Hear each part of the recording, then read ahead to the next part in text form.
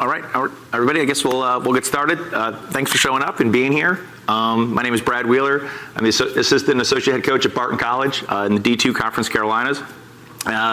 Presentation today is just going to be on being a startup and that's sort of the entrepreneurial spirit. For those of you guys who don't know, Barton College started lacrosse. They actually hired head coach Warren Shoemate in 2017. Our first season was in 2019. And then after 2019, we sort of all know what happened and what's going on. Just want to talk a little bit about like the Barton experience and my experience of sort of starting programs and building culture and stuff like that, because the one thing we've learned here at this event, and it's been a little bit awkward for me because I'm watching all these great presentations and how many folks are sort of taking all the buzzwords that I've already got baked in mine. I'm like, ugh, but it's a lot of buzzwords, but culture is just so important. We know it as coaches, we know it as parents even, how that works. So we'll get started and we'll walk through this, and this is really a discussion. If you have questions, I don't need to wait till the end. If you sort of see something and you want to ask a question, feel free to just jump in, raise your hand, and we'll sort of go through it and talk through it, because I know sometimes wait to the end, you forget what your question was at the front. But this is more of just really a discussion. Again, my name is Brad Wheeler. I'm born in Corning, New York, 1972. I'm one of the old guys, so it was great the other night listening to the coaches talk about the old way things used to be. Like the coaches, when they would go out after games and do stuff with the players, like, sort of frowned upon back then. So I'm one of the golden guys. I lived in that golden age where, there's this unique relationship. But I had a great experience, had some great coaches that I played for growing up. From a youth kid, Bob Streeton in Corning, New York was sort of the guy, my high school coach, Jim Senning, and then going through college, Ted Garber Jr., Jim Berkman, and then like Dan Mulholland. You want to talk about a transformational coach. That was the guy at Pace University that, as the story goes, once was lost, but now I'm found. He was the guy that sort of, and you hear this over and over in lacrosse, just how many times the sport sort of comes around and there's somebody that sort of changes something. So a lot of the principles are based on, Dan Mulholland from Pace University. And then, I consider Warren Shoemate, the head coach at Barton. He's a coach that always training and working with me. And we've got a great relationship. Moved and played in New York, Section 1, Westchester County. That was sort of, Westchester, Bestchester, the Rick Beardsley world, Roy Cosley and stuff like that. So some great guys down there. But I graduated from Pace University in '95, where I played football and lacrosse. Moved to Dallas in 1996, and the whole .com revolution stuff was going on, so we were there. But then this is where it sort of started. This is where the background sort of comes in. My wife and I moved to North Carolina. We had our own kids, and then in 2011 we started our own youth organization in our town, and sort of how to build that up and sort of define who we are and who we want to be. And then it was sort of was pushed and had our high school actually start a varsity program in Wake County, and that was in 2014. So all of a sudden, we started the youth program that we're sort of building up, and it's like, okay, we want to get it to where it's going towards something, and we established the high school program to a varsity program in 2014. 2014 was one of those 1 in 15 years to where it's like, here we go, and like, how do you go ahead and build this and get it going? But last year, as coach of that team, we won our conference championship. I say 2020 was probably the strongest team we ever had, and then they got 3 games into the season until it got shut down. And so we're like, well, but we were really good. But then 2021, we won our conference championship. Then last year I was selected as the U.S. Lacrosse North Carolina Coach of the Year, which was a pretty great honor. And again, it's just more of that. We haven't changed the recipe, haven't changed the formula of sort of building programs up. And then coached the Team 91 Carolina 2020's team, and on that team we had some really great players out of Carolina that rolled out there. 6 of them went to Division I. We got 9 Division II athletes, 3 are playing in Division III college right now, and then 4 guys chose the IMLCA route, so it was pretty good. But then 2019, that's when Barton started up, and they were recruiting some of the guys from the Team 91 squad.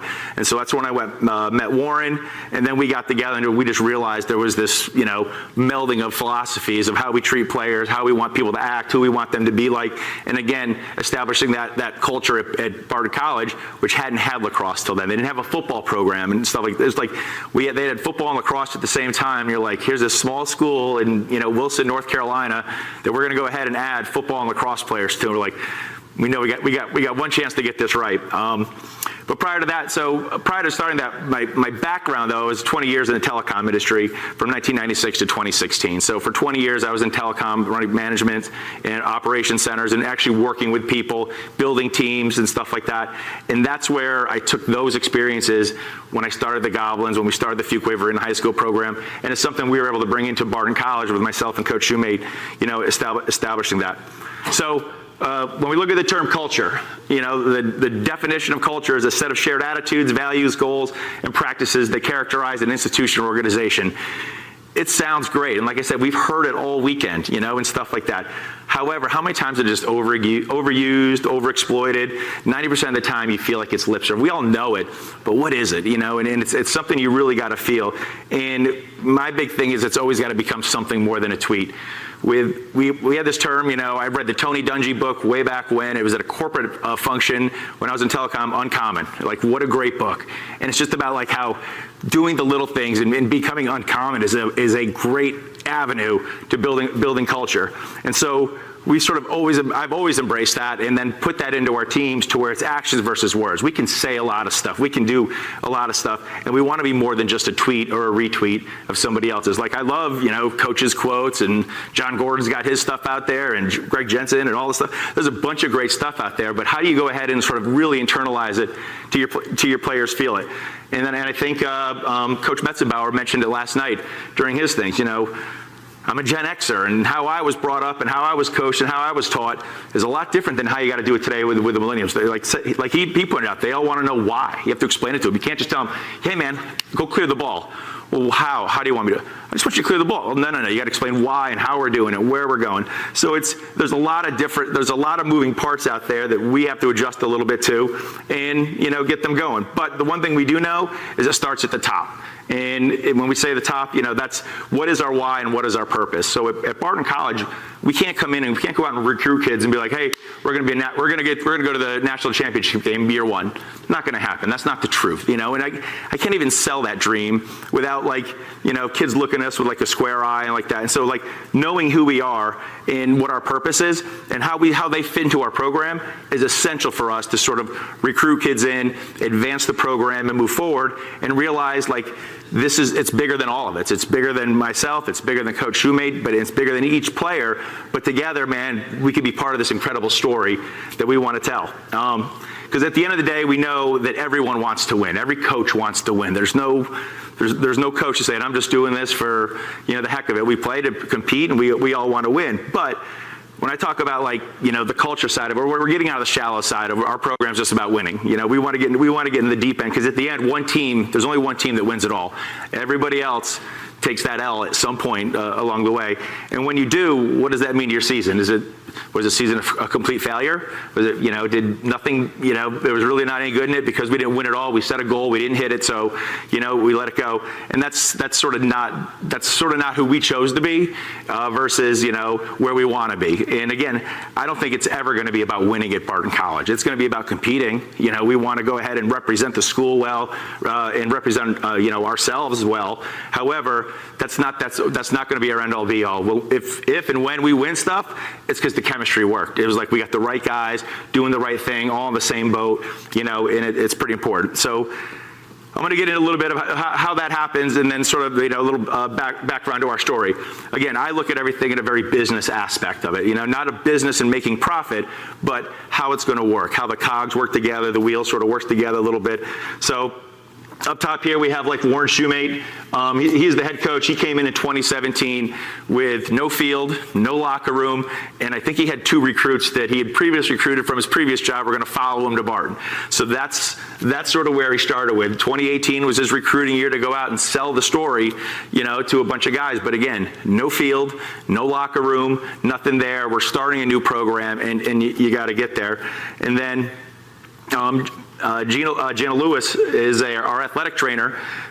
She was there, and is the one thing that I think was great about the way Warren's built his organization is you sort of see this inclusivity. Like we go ahead and he values other people's opinions and sort of broadens the net. It's not this my way or the highway, here's where to go. We sort of built this staff coming down to where Gina Lewis got added. I came on board in 2019 as he was recruiting, but then we've got our strength and conditioning coach down at the bottom with Vondo, and then John Hayden is a Hall of Fame coach from North Carolina, one of the great high school coaches of North Carolina.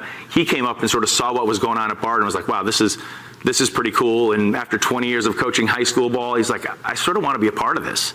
And that's the thing that's so cool about when you build the right culture. Like people can see it, people can feel it, and a lot of people, if you're doing it right, people want to be a part of it.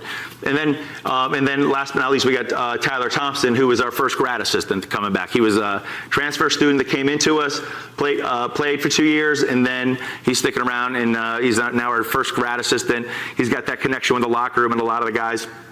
But I referenced up here Teddy Roosevelt in that top corner. It's the man in the arena speech. We've all heard it. Again, these are all tweets and stuff that are out there. But the man in the arena, and the one cool thing with the Barton College story and what we've done is we've built this network with the head coach, the assistant coaches, the trainers, the weight trainers, to where there's an avenue almost for everybody. Like, my personality may not work with everybody. Warren's personality may not work, but we sort of got this to where there's an avenues for all of our team and all of our players that we recruit in to sort of feel like they got somebody to talk to and they got somebody to work with or looking at. We got some guys they love the gym. They want to go to the gym every day, and there's Vondo. He's with them. We got other guys. We got to be like, hey, you need to get to the gym. You got to get to the gym. But there's Vondo ready to work with them. And so it's like, but having that balance of, good cop, bad cop, that whole thing, and the mom on the sidelines is taking care of them. If you're hurt or injured, like maybe you should stop this practice. And so we've got a really cool thing going on.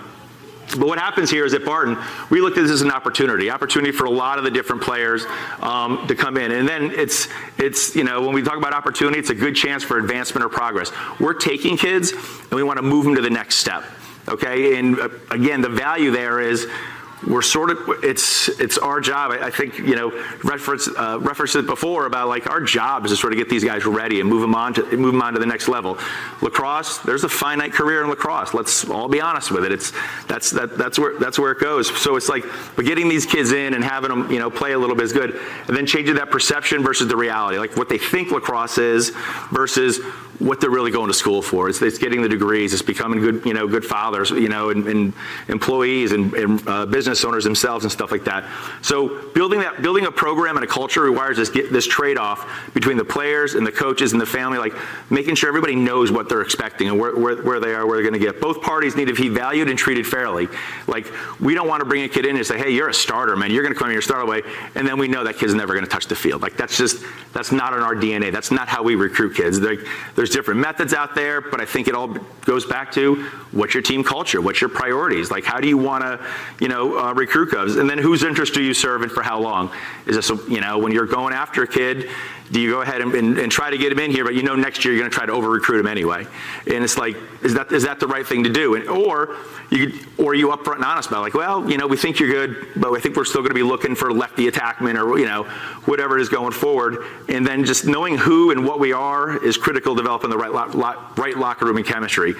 Our guys get along. It makes a coach's job a million times easier when the locker room gets along. It's not these guys versus these guys, or the smart kids. It's the smart kids versus the jocks, and it's the other thing. It's like when you have that right locker room, it makes a coach's job so easy. Like we had, we said before, 75% of coaching isn't X's and O's, it's administrative stuff. And when you don't have to go ahead and manage inside a locker room or how guys are getting along, it matters. And where that matters is recruiting.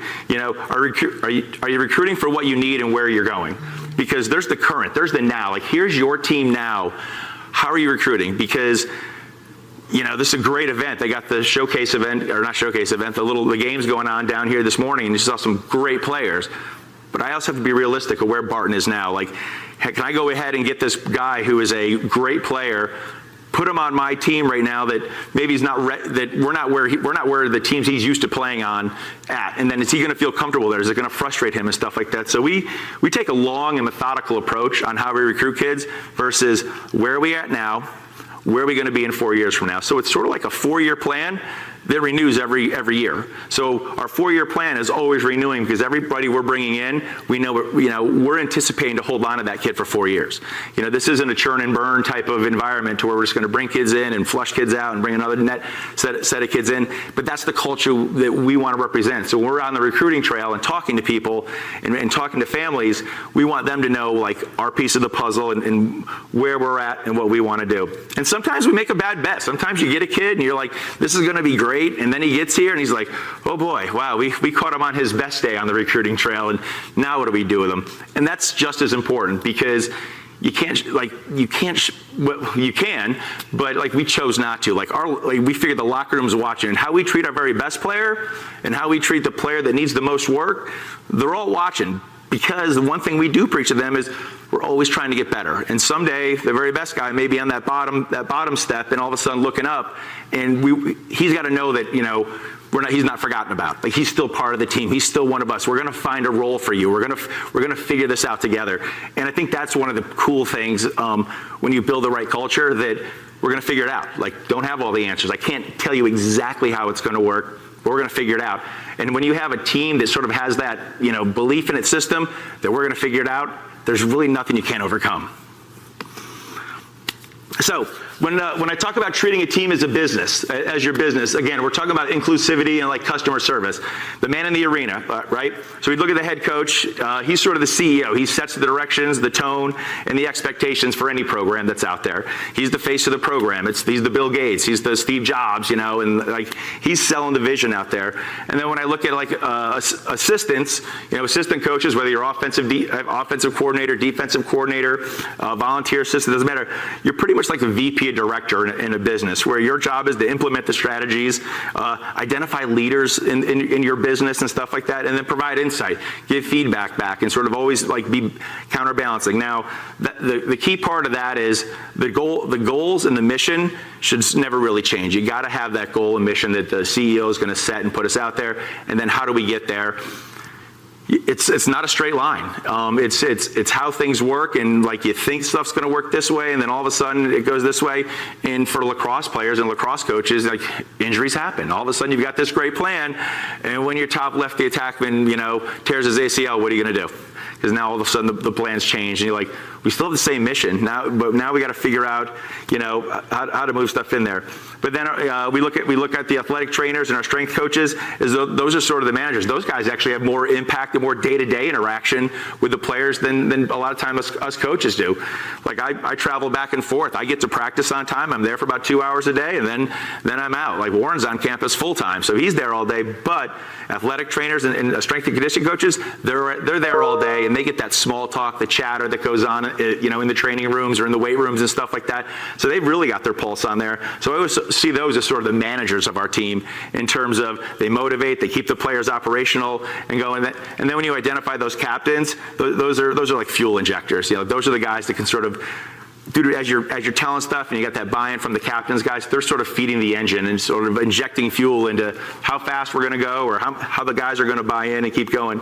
And then the players, well, they really represent the culture. The players are the culture. That's the takeaway on this. It's like we can say what we want to. We can post all the little signs up on the wall and stuff like that, but the players, they're actually the culture. So when you're recruiting, are you recruiting talent, or are you recruiting guys that fit your culture? Because if you're recruiting guys that fit your culture, again, I always think winning works when the team gets together. It's like you can have all the talent in the world, but until they start playing together as a team and the chemistry sort of sinks in, you're sort of doomed. So we always looked at the players are our culture, and that's who we want to bring in there. And they're also our consumers. So if we're running a business, the players, the parents, they're sort of the consumers buying our product, okay, that's out there. And again, when you think of and stakeholders also is the institution. They don't want to have this team that's crazy and out there and getting in trouble and doing other things. And the athletic director. So we feel like we are a little business that answers to a couple different folks. And if it was your business, how'd you treat it? Like, because I was in business for 20 some years, I've always said, great customer service always trumps a terrible experience. Like if something breaks, if you bought something and it breaks, but you call up the customer service line and the folks are crazy apologetic, they're going to fix it, they're going to credit you back, they're going to do this stuff. At the end of the day, when you hang up the phone or something like that, if it was a good experience, if it was a good interaction, then you know you're okay with it. Like, oh, you know what, they shipped me something, it was broken, but they took care of it. They actually gave me a credit on my bill, and I'm pretty happy with it. And you're like, so they just had a terrible experience, but they're pretty happy with it. And that's just the service side. That's the service side of like delivering good stuff. And when you have folks that are listening and looking to help versus have these set rules and policies like, nope, no refunds, we can't do this. It doesn't work that way. And when you're thinking long term, when you're thinking the long idea, the more you can sell great service, the more you can sell, that we're going to take care of you and we're going to figure this out and we're on this together, the easier it is to go ahead and overcome anything gets rolled your way. And so when we talk about our athletes, being our culture, like our athletes are our culture, like we talk to them, we sort of set the standard of who they are in the dining room, in the dining hall, how they treat the people who are serving them food every day. In the classrooms, are they late to class? Do they show up with their hoodie and have their hood, sit on their desk and stare at their phone all day? We're like, that's important stuff to us, that we're like, hey, we don't want to be those guys. We want to be the team that when we walk in there, good morning, Professor, Xavier. Okay, they're mutants, but okay. But anyway, like, hey, say hello to the professor, look them in the eye, and just do the stuff. When you're on campus, keep your head up. Don't have your head down on your phone when you're walking between class on campus, because the president of the school may be walking by, and if you see him, say hello.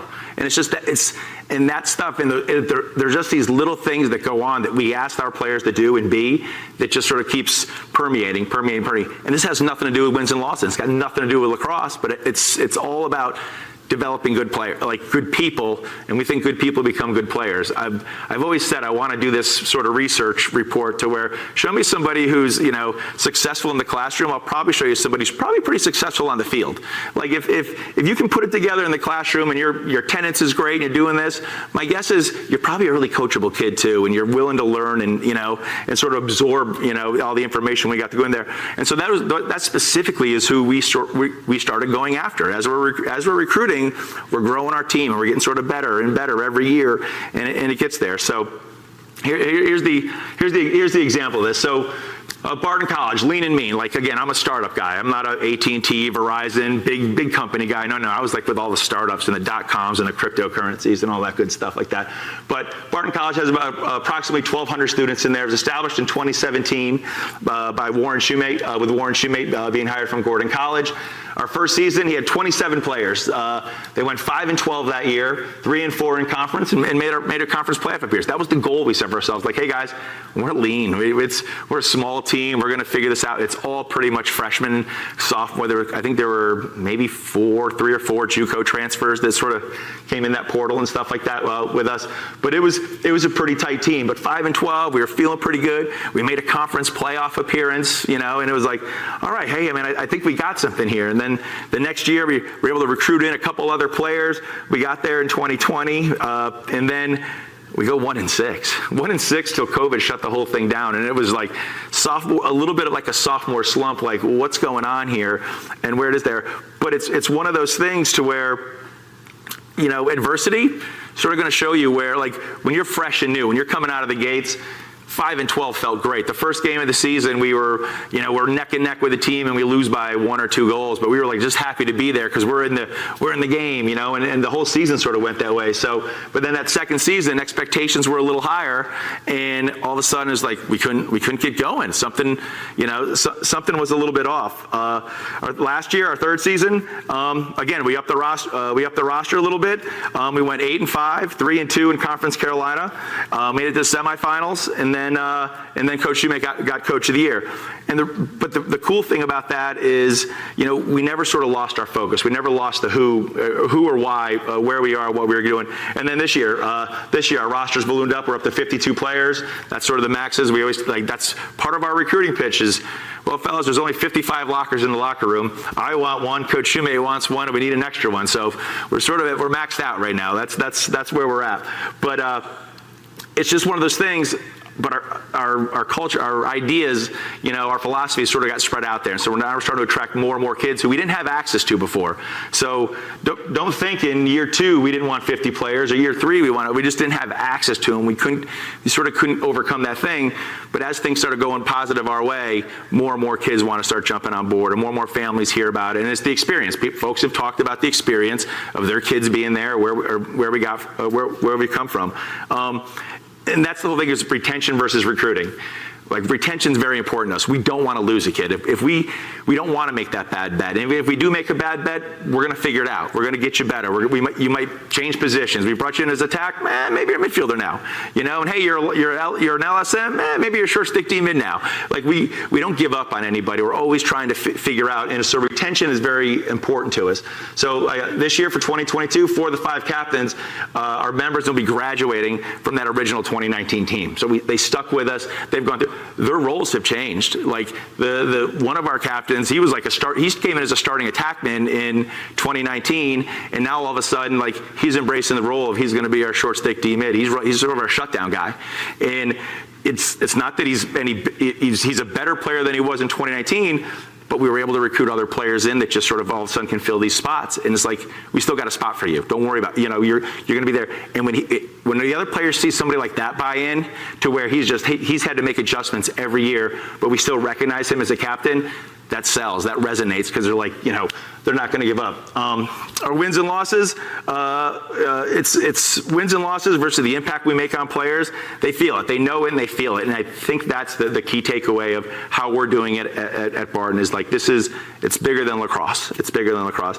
And then investing in the players pays the greatest dividends for a program. It's long-term versus short-term. We want these guys to be proud of being a lacrosse player at Barton. We might not have been the best team they were when they were there, but 10 years from now, they're going to look back and like, man, that's my school. Those are my guys, and rooting for them and stuff like that. And when you can get players to buy into that, to like, hey, here's where we are now.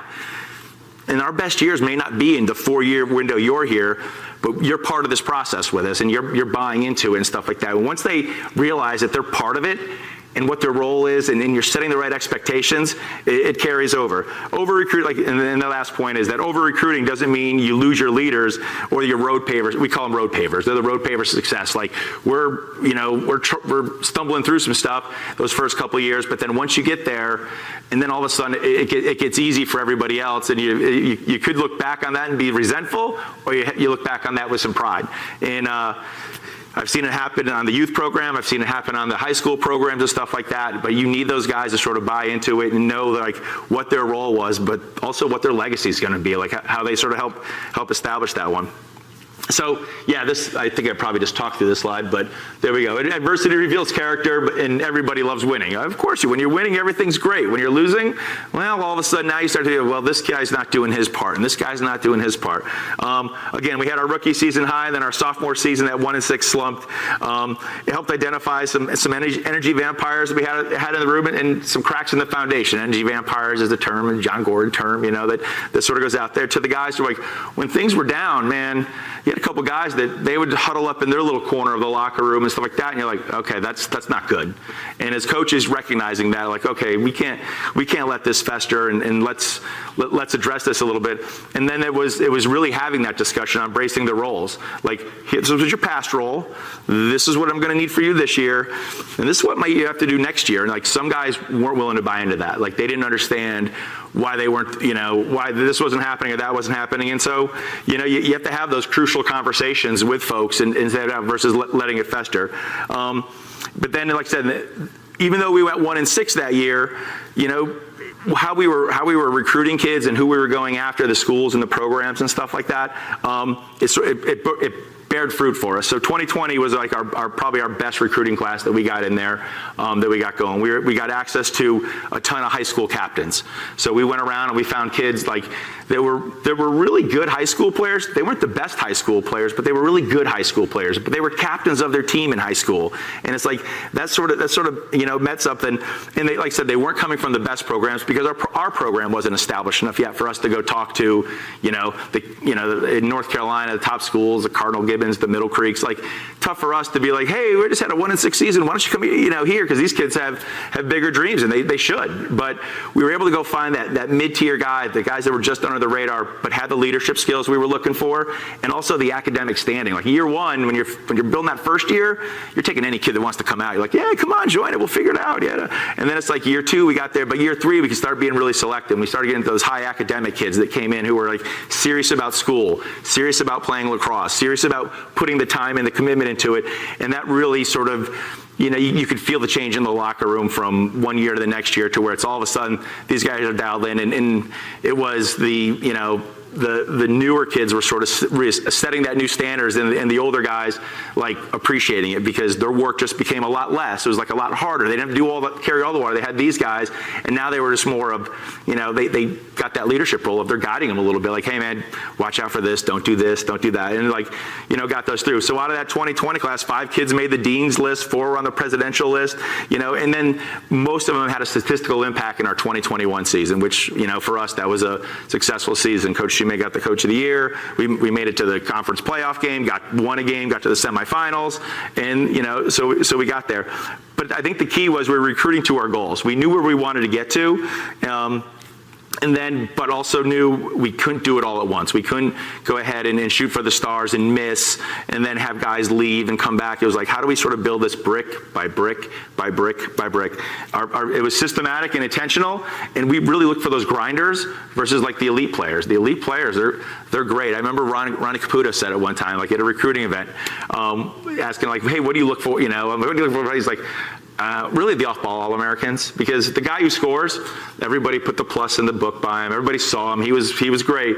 But what set that play up? Like, who was the guy who sort of off-ball did something or made something happen? Or who's the guy who slid and is communicating great that allowed that great play to take place? And so, again, as we're growing our program and establishing our culture, we're not trying to oversell anything. We're not trying to we're doing it gradually, brick by brick by brick, and letting people know that they have a piece of it. They own a piece of this thing, and at the end, how it's going to look. And then again, our facilities, like as we were building the program, the facilities started building up around us. It wasn't just noise, like one day we're going to have this. It was like all of a sudden the locker room got finished, and the turf field got laid down, and we started getting all this stuff, and the guys can sort of feel it, and this like momentum, the momentum was rising. So the premise on that is if you build it, it'll come. It can't be all at once. It's not going to be overnight. You're not going to, and whether you're taking over a new program or you're starting a new program, you got to just have those realistic expectations of like, what's the plan? And in my world, I've always looked at what's my 4-year plan. But again, the 4-year plan renews every year. So I never get to 4 and then start a new one. It's like, okay, once year 1's done, I'm now on year 2 of the first 4-year plan, but there's a new 4-year plan. And like we're gradually just sort of gonna keep riding that up. But the point, if you build it, it'll come. Like as everything started to develop around us at Barton, we took pride in our facilities. The first year, we were literally practicing from 9 to 11 at night on some remote field that the town would rent to us at the end of, when everybody else was done playing for the night, they would let us go out there and practice. And then, it was February, it was cold and rainy, and I'm driving out there, and I'm like, what are we doing? This is crazy, but that's what we had. But we took pride in it. We're like, but we have it. We're going to play lacrosse. And kept selling that idea. So those first guys that came in, our locker room was literally a metal tool shed. There was a metal tool shed that was sort of in a space on campus that they moved some junk out of. Like, okay, that can be their locker room for now because we don't have the real locker room ready yet. But the guys took pride in it.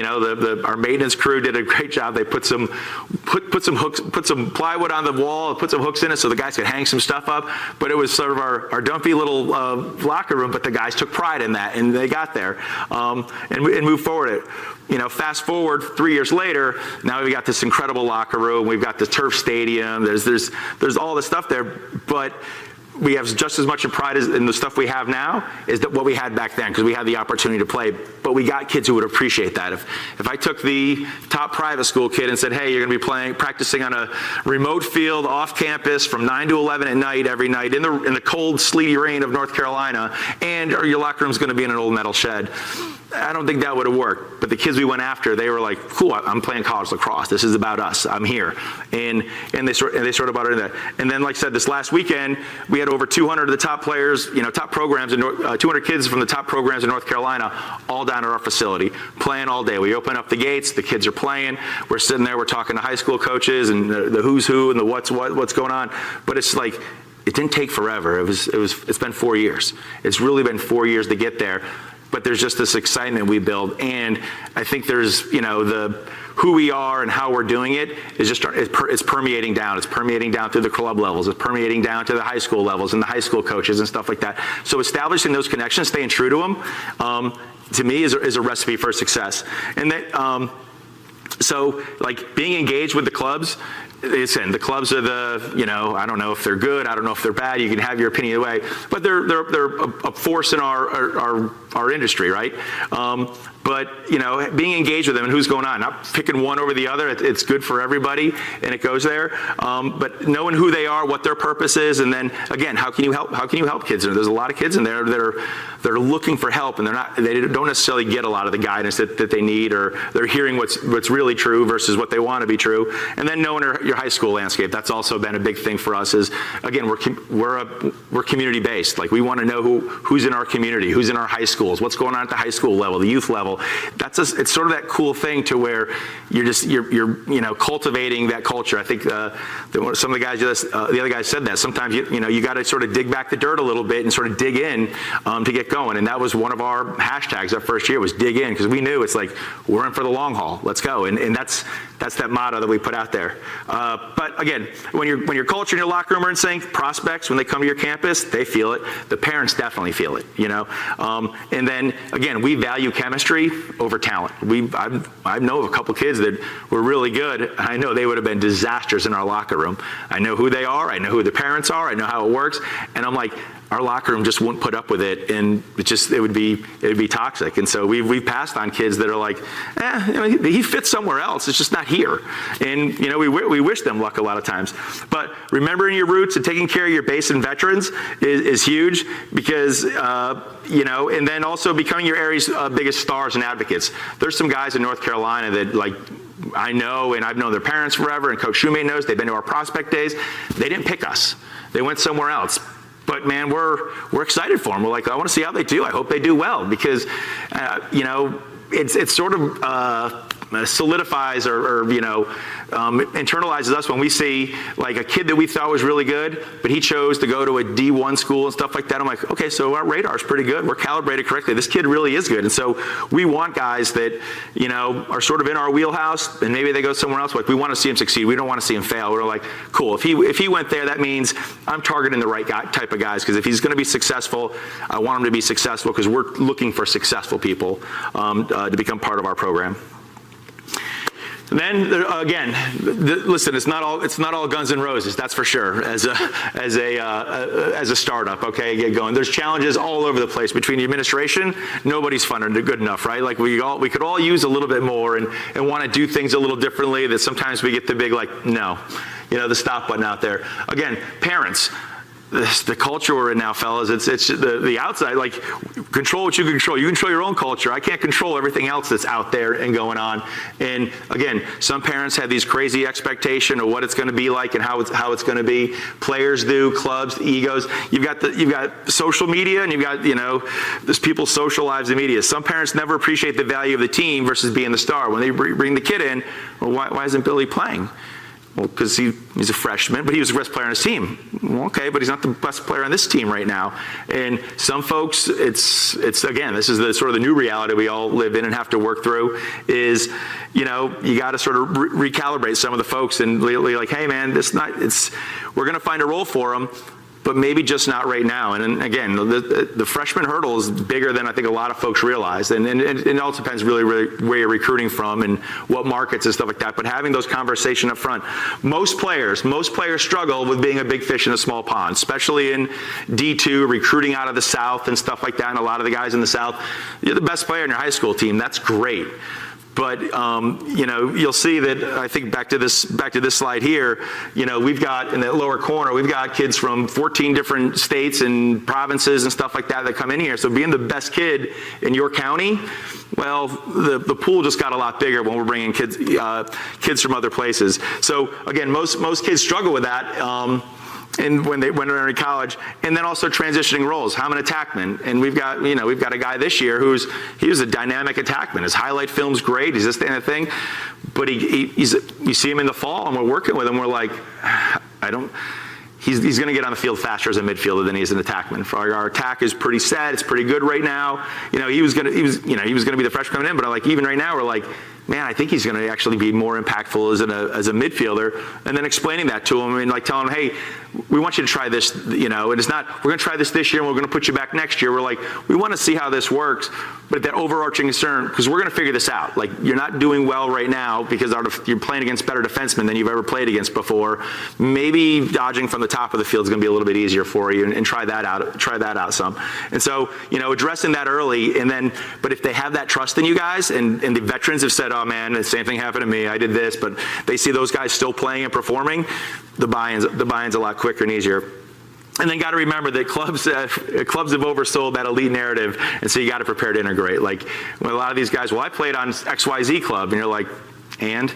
Because we've got kids that played on some very good clubs, some of the top clubs, and we've got kids that didn't play club ball. They're just really good athletes. They're freak players, and it's like, I don't care who your club was. Once you're here, you're here. Let all that stuff go, and earn your spot, earn your spot. And then the other thing is how the transfer portal and COVID have sort of changed everything in terms of D2 lacrosse and just recruiting in general all over the place. I think, I have a son myself who was a 2020. I got another one who's a 22, and I still see the ripple effects of the COVID year and the extra year there, and now who's recruited, who's not recruited, who people are waiting on, and all that stuff goes out there.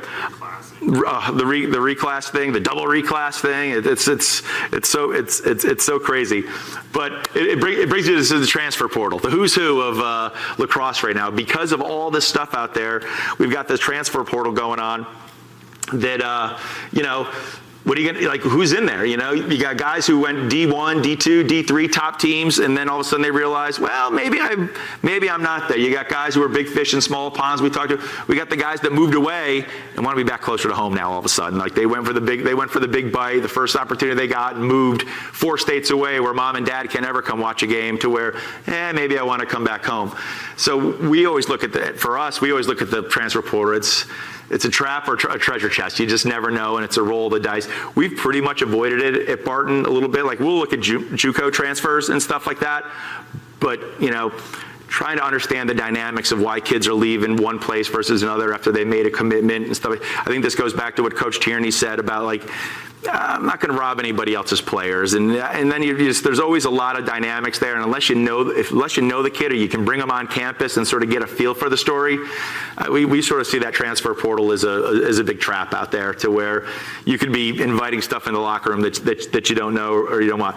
And one of the things I always talk about, with the guys and stuff like that, it's I don't know if it's a politically correct term, but how you get them is how you lose them, right? I usually talk about that with girls. All of a sudden you steal somebody else's girlfriend. Well, guess what? How you got him is probably how you're going to lose him too. So, and same thing, I sort of look at the transfer portal that way a little bit too. I'm like, well, if he's bailing on this team, what's the likelihood he's going to bail on this team? And you just don't know. Now, again, are there extenuating circumstances? Yes, but you got to vet that out. Just go into the portal looking we sort of see that. Hey, Coach, can I ask you about that? Yeah. I'm a little surprised when you say that, specifically on the D2, D3 part component. Mm-hmm. I get D1 school to D1 school. I'm always a little leery of that when I see that stuff. But there's a couple social media guys out there who are lacrosse players who kind of doing the influencer thing. And a few of them have made some pretty lengthy videos saying, hey, I took the big bite at the D1 school, and then when I went there, I realized the only thing I could do is play lacrosse and go to class. Mm-hmm. And they decided, you know what, I'm going to transfer from D1 to a D2 or D3 so I can have a life and enjoy a little bit more freedom, rather than the only thing I do is play lacrosse and go to class. Right. Well, I think the thing is, we say you got to vet it out. Right. The portal's there, and if you just go click, click, click, click, click, okay, I want these guys, it's a trap a little bit, but versus vetting stuff out. All of a sudden, and we look for kids we know. kids like we were recruiting and they all of a sudden we'd already met them, had interaction with them. But I think what I'm talking about is we don't blindly just go look for, like, oh, I got a D1 guy who's ready to leave. Boom, let's go. And, there's stuff going on now in the world that you're probably gonna see the transfer portal fill up with a bunch of guys that okay, but where we at? We just have chosen to sort of use that as hesitantly to where it's like, okay, if they're there, man, we really got to vet this out. It's not a free agent market as much as you think it is, and it's more of be precise, make sure they fit the locker room. Like pretty much our prospect days, that's when we promote, when we send the flyers out, usually 75 to 80% of all our commits have come to at least one of our prospect days. We're believers in them. They're not money makers for us. The money made, but it's not like a gajillion dollars, and we're not trying to get 100 kids in there. We're like, hey, we want to get a good number of kids so we can watch them all play. And that's when we like to make offers and stuff like that, because we get to hang out with them, we get to talk to them, we get to feel. Our rest of the team has a decision on some of the guys we look at. Like, hey, man, what'd you think of that kid? And so, it's just sort of that chemistry piece and culture piece is just so huge. And I think that's what's kept us sort of on the straight and narrow a little bit. And again, we'll see what happens this year. We feel confident, but it's something that from a coaching staff and the organization that we're all sort of committed to. We want our jobs to be easy and easy in terms of not a lot of headaches, not a lot of drama. Bring in good kids, good things are going to happen, and the winning's going to take care of itself. We're giving them the tools how to win. When it meshes well, we're going to have a great season. And some years we might go 8-8. Well, guess what? But do we all like each other, and did we all learn something? And yeah, okay, we can sort of live with that. Have you had an experience where a kid says, Coach, I went to so-and-so school? That was me as a player. I did that, yeah. So, that was me. And I ended up going back to a guy that had recruited me out of high school, like at Pace University. They recruited me out of high school, and I was too good for them coming out until I cycled back through. And I'm like, man, I should have gone here the whole time. And so we have that soft spot. I've done it, and, other guys. But it's more of you just want to make sure because the worst thing you do is get a guy who thinks thought he was a D1 player. Then he's going to come down and still think he is a D1 player when he's playing with a bunch of D2 guys and still put himself on that separate pedestal. And it's like, yeah. And again, that was a little bit of our second year. We had guys who thought they were one, but as we brought in better players, they weren't willing to pass the baton over. And it's like now you start having the us against them, scenario a little bit. All right, I got to wrap this up because I don't want to keep everybody forever. But so the bottom line, investing in players. Recruiting is the beginning of the process. Recruit what you need. Okay, recruit where you're at and where you're going. Think of that 4-year plan and let those kids know, what your plan for them is going to be. And do they fit your 2-year, whether it's 2 years or 4 years, if they're coming in as a JUCO or they're going to be there for the first 4 years, how do they fit that long-term plan and where do you intend to use them? And you got to provide value outside lacrosse. Recruiting wisely, where are you at and where you're going to be in 4 years and brick by brick. But the whole thing is that support plan, academically, athletically, emotionally. The one thing that has blown my mind, coaching college lacrosse, moving up from being a little youth coach to a high school coach, is how much a college lacrosse is a counselor on stuff that you wouldn't even know is going on. You're like, man, I always thought that the guys who coach lacrosse, they were just, all they get to do is watch film and do this all day. And that's just not true. There's a lot of stuff that goes in there and, life happens, we say, right? School, family, kids move to college, the first time they get alcohol and stuff like that, drugs up there. And unfortunately, last year, Coach Shoemate had to come up to a player in the middle of practice and let him know his mother just died. It's like, how do you prepare for that? That's not an X's and O thing. That's not something all of a sudden you've got to have these conversations with players on your team. This is not lacrosse. This is life. And so, but if you have the right culture, it's not transactional. You're not just a player on the team. You're not a cog in the wheel and stuff like that, to where it's more of a transformational experience. And that's what we try to build. That's what we want to build. We think that's the best for lacrosse in general. In our conference, we want to see our conference all get better. And so if there's a kid that he was at our prospect day, he's not, we just don't have room for him at that position and stuff like that.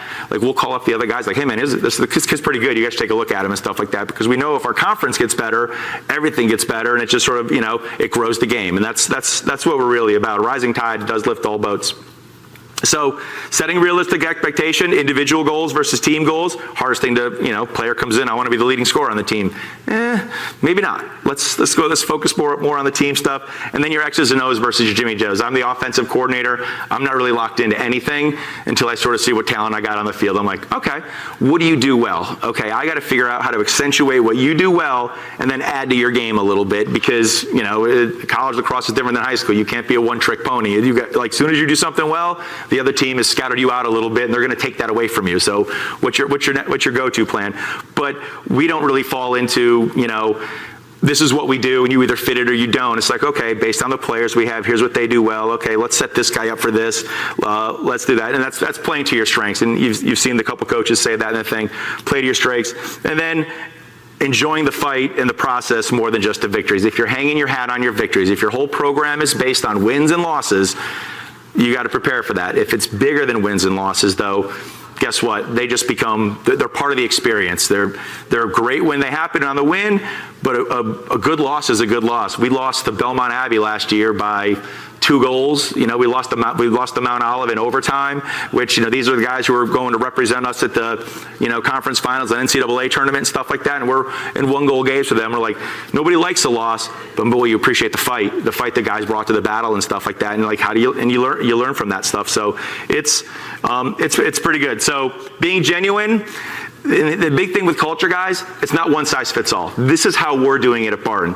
Once your program defines, like, you sort of know who you are, that's who you are. And then just, recruit to that. Recruit to, find the kids that fit who you want to be. If you want to be, we're going to battle every day and we're going to sharpen this point to, iron sharpens iron and we're just going to, that's who you are. Then be consistent in that. Don't get the kid don't recruit the kid that he's just the California guy who wants to play.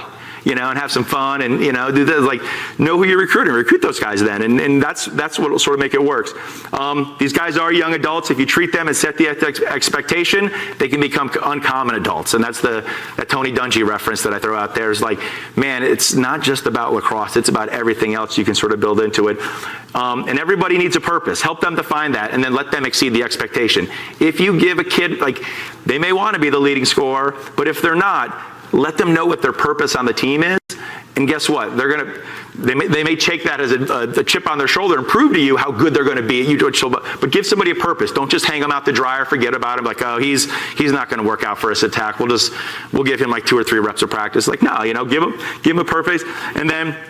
Again, we talk about embracing diversity, and man, great quote from my friend over here from San Diego about diversity. Diversity isn't just, hey, you're invited to the party. We're mixing up, the colors a little bit and stuff like that. But it's a feeling that you belong there, and we want you there and stuff like that. And the other thing with diversity is it's different game styles, different play styles. Let them be creative. We establish limits. However, we want guys to be creative. A Carolina kid plays lacrosse a little different from a Maryland kid who plays lacrosse different from a New York kid. So it's not one size fits all. We're like, hey man, let's figure this out. We got some guys coming from Texas now coming in. We're like, this is going to be fun to watch. A Texas kid and a Florida kid out there running around together. Okay, we'll sort of see what happens.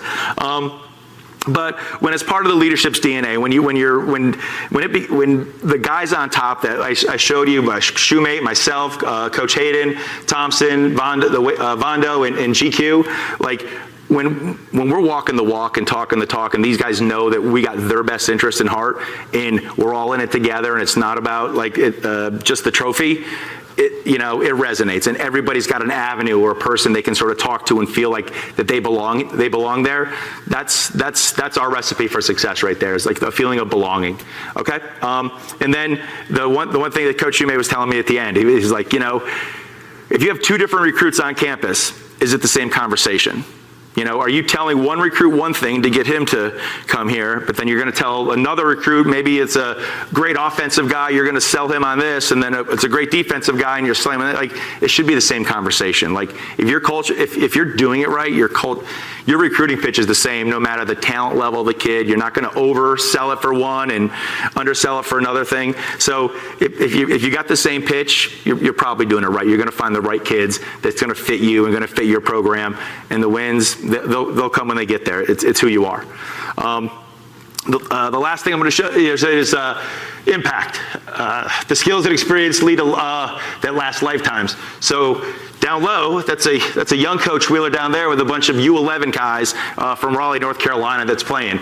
There's over half a dozen of them that chose to follow us, follow me to Barton. And it's like, when you make an impact on kids like that, it's like that they want to follow you and they trust you. It means something. So, for us at Barton, we're like, when all these guys, when they go off to become dads and run their own businesses and have their own careers, like, do we still have that bond?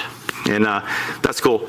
That's me. Thank you for your time. If you have any questions, bdwheeler@barton.edu, 919-609-8812, and @FDLax is me, and I'm not responsible for some of the stuff I post and do stuff out there. That's just crazy stuff. All right, any questions out there? Fellas, I want to thank you for coming, hanging out, and guys, enjoy the rest of the convention. All right? Cool. Thank you.